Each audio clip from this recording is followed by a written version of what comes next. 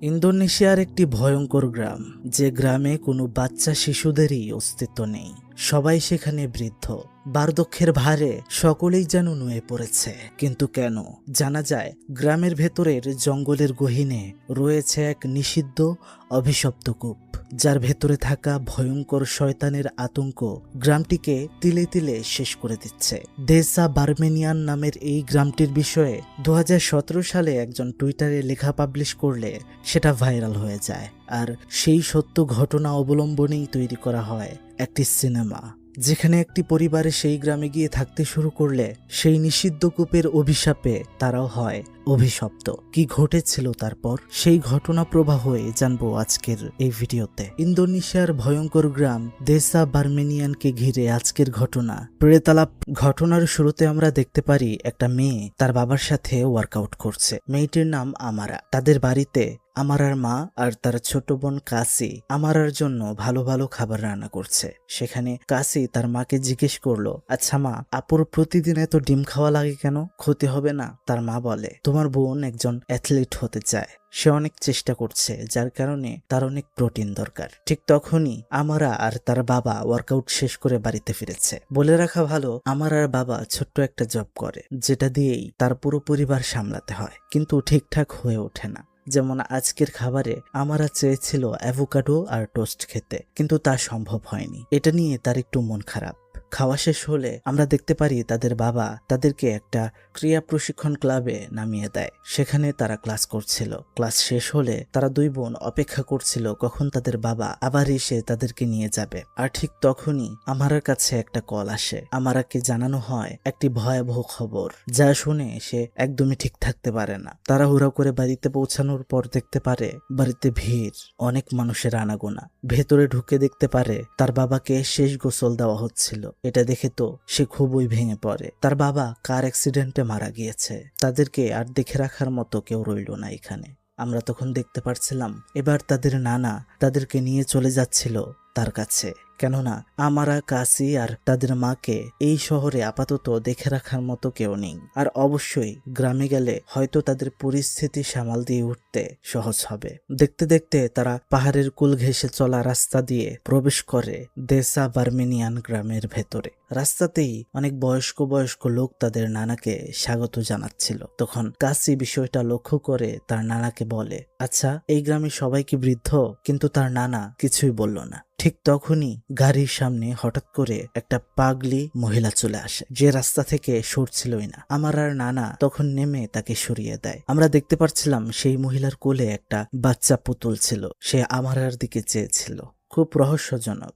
তারা বাড়িতে গিয়ে পৌঁছায়। বলে রাখা ভালো, আমার নানার নাম উপা, আর এই বাড়িতেই তিনি 3 বছর ধরে রয়েছেন। তবে এটা তার আসল বাড়ি নয়, মানে এটা আমাদের আসল নানার বাড়ি নয়। এখানে মূলত সে রয়েছে একটা উপন্যাস লেখার জন্য। সেই উপন্যাস লেখার জন্য তার নিরিবিলি পরিবেশ দরকার। তার জন্য এই গ্রামটা পারফেক্ট বলে মনে করে উপা, তাই সে এখানে রয়েছে। যাই হোক, আমরা বাড়ির ভেতরে ঢুকতেই দেয়ালের মধ্যে একটা পেন্টিং নজরে পড়ে তার, যেখানে একটা বন এবং তার ভেতরে একটা কুয়া রয়েছে। সে তার নানাকে জিজ্ঞেস করলো, নানা, এটা কি এই জঙ্গলেরই ছবি? তখন তার নানা বলে, বন জঙ্গল দেখতে সব একই রকম। এটা বলে আমারাকে তার থাকার রুম দেখিয়ে দেয়।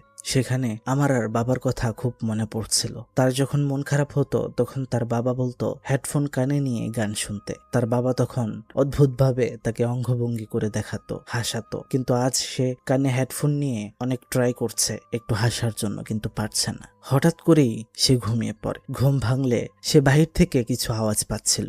জানালা দিয়ে উকি মেরে দেখতে পারে গ্রাম থেকে সব মানুষগুলো ঘরের বাইরে বের হয়ে এসেছে, আর ওখানে তার নানাও রয়েছে। তারা সবাই একটা মন্ত্র জপ করছিল আর কোনো একটা রিচুয়াল করছিল। বোঝা যাচ্ছিল এটা হয়তো কোনো দেবতার উপাসনা হবে। তার নানা জানালার দিকে চাইলে সে দ্রুত নিজেকে আড়াল করে নেয়। রাতে খাওয়া দাওয়ার সময় কাসি তার নানাকে জিজ্ঞেস করে, নানা, এখানে কি ইন্টারনেট নেই? উপা বলে, না, নেই। এখানে ইন্টারনেট থাকলে আমি আমার উপন্যাসের মধ্যে মনোযোগ দিতে পারবো না। সেখানে তখন খেতে আসে আমারা। সেখানে তার নানা তাকে জিজ্ঞেস করছিল, তুমি তো একজন ভালো খেলোয়াড়, এবার কি কোনো প্রতিযোগিতায় অংশগ্রহণ নিচ্ছ? আমারা মনটা খারাপ করে দিয়ে বলে, না, আমি আর কোনো দলে নেই। এটা বলে সে না খেয়ে ঘরে চলে আসে। রাতে তার বোন কাসি তার ঘরে থাকার জন্য চলে আসে, কারণ একা একা তার ভয় লাগে। সেখানে তখন দুই বোন তাদের বাবার গল্পই করছিল। হঠাৎ করেই আমারা দেখতে পারে তার ঘুম ভেঙে গেল। সে উঠে কাসিকে খুঁজছে। আরে কাসি তো তার সাথেই ছিল, কোথায় গেল? হঠাৎ করে সামনে থাকা দরজাটা খুলে যায়। সে বাহিরে বের হয়ে দেয়ালে থাকা সেই পেইন্টিংটাই লক্ষ্য করে। দেখতে পারে পেইন্টিং এর মধ্যে জঙ্গলের ভেতরে থাকা সেই কুয়োর পাশে একটা ছায়া মূর্তি দাঁড়িয়ে রয়েছে। সে যখন এই পেইন্টিং প্রথমে দেখেছিল তখন কিন্তু এটা ছিল না। হঠাৎ করে মেইন দরজাটা খুলে যায়। সে এগিয়ে গিয়ে দেখতে পেল বাড়ির সামনে একটা গাছের পেছন থেকে কোনো একটা অবয়ব উকি দিচ্ছে, কিন্তু তখনই সেটা ভয়ঙ্কর ভাবে তার সামনে এসে পড়ে। আর সে তো প্রচুর ভয় পেয়ে যায়, ঘুম ভেঙে যায়। মানে এটা একটা দুঃস্বপ্ন ছিল, কিন্তু এবারও তার সাথে কাসি নেই। ঠিক আগের স্বপ্নের মতোই এবারও সামনের দরজাটা খুলে গেল। ঘর থেকে বের হয়ে সেই পেন্টিং এর মধ্যে সে আবারও সেই ছায়ামূর্তিটাকে দেখতে পেল। বাড়ির মেইন দরজাটা আবারও খুলে গেল, কিন্তু সে এবার বিপদ বুঝতে পেরে দরজাটা বন্ধ করে দিল। সে বুঝতে পারছিল বাহিরে কিছু তো একটা রয়েছে। তখনই দরজা খুলে ভেতরে প্রবেশ করলো কাসি। সে আমারাকে জোর করে বাড়ির বেসমেন্টে নিয়ে গেল, যেটা ছিল তাদের নানার গুপ্তঘর। সেখানে দেয়ালে অনেকগুলো খবরের কাগজ লাগানো ছিল।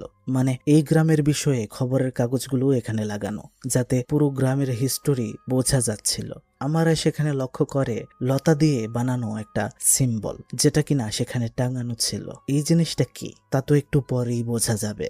কাসি সেখানে বলছিল, দেখ আপু, আমাদের নানা কত ধুরন্ধর। এখানে ল্যাপটপ সহ ইন্টারনেট রয়েছে, কিন্তু সে আমাদেরকে মিথ্যা কথা বলেছে যে এখানে নাকি ইন্টারনেট নেই। তখনই সেখানে তাদের নানার আসার আওয়াজ শুনতে পেয়ে তারা টেবিলের নিচে লুকিয়ে পড়ে। নানা চলে যাওয়ার পর আমরা সেখানে একটা ডায়েরি খুঁজে পাই, যেখানে লেখা ছিল গ্রামের ভেতরে জঙ্গলের কুয়ার বিষয়ে। কিভাবে সেই কুয়ার মধ্যে নিজের দামি কোনো জিনিস উৎসর্গ করার মাধ্যমে যে কোনো ইচ্ছা পূরণ করা যায়। আমরা দেখতে পারি আমারা এর পরদিন সকালে জঙ্গলের দিকে দৌড়াতে বের হয়েছে। হঠাৎ করে তার নজরে পড়লো একটা গাছ, যার মধ্যে ছিল সেই চিহ্নটা। আরে এই তো সেই সিম্বল যেটা আমি দেখেছি নানার ঘরে। তখনই সেখানে একটা লোক আচমকা তার সামনে এসে বলল, এই চিহ্নটি অনুসরণ করে ভেতরে যেও না, বিপদ হতে পারে।